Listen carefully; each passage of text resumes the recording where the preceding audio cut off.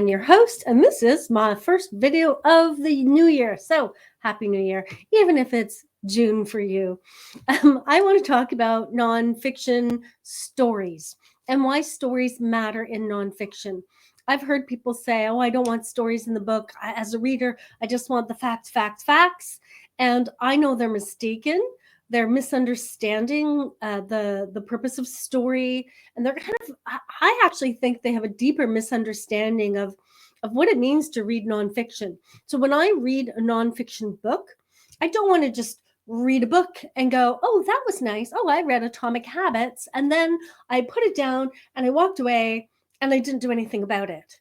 For me, nonfiction is about I've read a book and I have things that I can do right now, actions I can take, ways to implement this into my life because I want to improve my life, my relationships, my work, my fitness, my whatever it is that I want to improve. Now, if you're reading a memoir, you're still probably looking for something, but thinking like nonfiction. And a lot of people think, no, it's just facts, facts, facts. It's like, look, you don't learn, retain, and understand how to implement when all you get are facts, facts, facts. Stories are actually the pieces that help you integrate what you're reading into your life. And so I want to talk a little bit about that. And in another video, I'm going to dig deeper into the neuroscience of storytelling. But right now, I just want to talk about like what the role of story in your nonfiction book as an author. So the first thing I want to say is that we as humans have an affinity to story. We love story. We grow up listening to story. Mom read to me, right? We love story. And stories are, they help us process things. We're wired for them, right? And when we listen to story, we're going to actually process things better than just raw fact. Emotion is triggered, and emotion helps you remember. So emotion is part of storytelling. It's a big part of storytelling. So, but what stories can do really well is they can take complex ideas. And this is something data scientists do often. They need to take these really complex ideas and they need to simplify them. So I've gathered all this data, and now I have all this data, and I need to express it to people so that they understand it. So here's the thing. A lot of the time, that data and the information you have about whatever industry you're in, what you do, that came from humans in the beginning. That in the first place, you studied humans, you did research, all of this research. I mean, okay, if you're putting chemicals together, that might be different. But if you're researching people, you have stories because your research is about stories. You've talked to these individuals. Now, here's the thing with research is a lot of the times research is anonymous. And so the stories don't get translated into the final product. But the truth is that final product came from a whole bunch of individuals who have stories.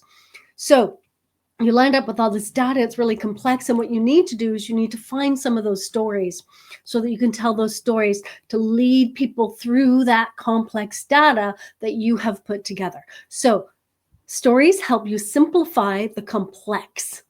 That's a really important point and why you need storytelling in your nonfiction book. The other thing it does is it builds connection and empathy. If you're telling a story about yourself and people can see themselves in that story, they're more likely to keep reading. They're more likely to be engaged. They're going to feel that this is personal to you and to them. We're kind of bonding through the story in the book. Now you might say, oh, but I don't have stories about me. I'm an expert in, I'm a neuroscientist because my grandmother had Alzheimer's and that made me interested. And that's great. You still have a story, don't you? You still have a story of your grandmother. And as a neuroscientist, you've probably found other stories along the way. You've had patients, you've talked to people, you've heard stories. Probably go to a cocktail party and you say, I'm a neuroscientist, and you get 5 people say, oh yeah, and then here goes the story.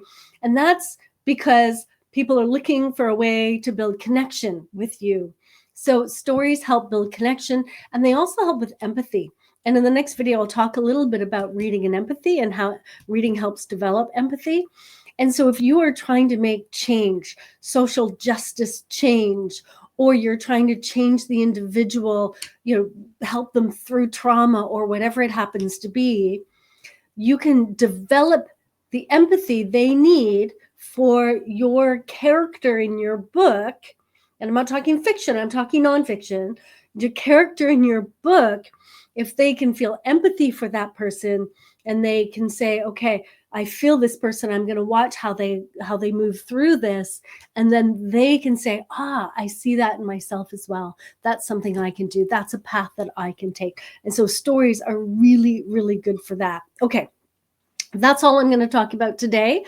In my next video, I'm going to talk about the neuroscience of storytelling, because I actually think that's a really, really important piece, because it's easy for me to say, storytelling is good and you should do stories, but digging down into that neuroscience, I think that's going to help you a lot. So stick around.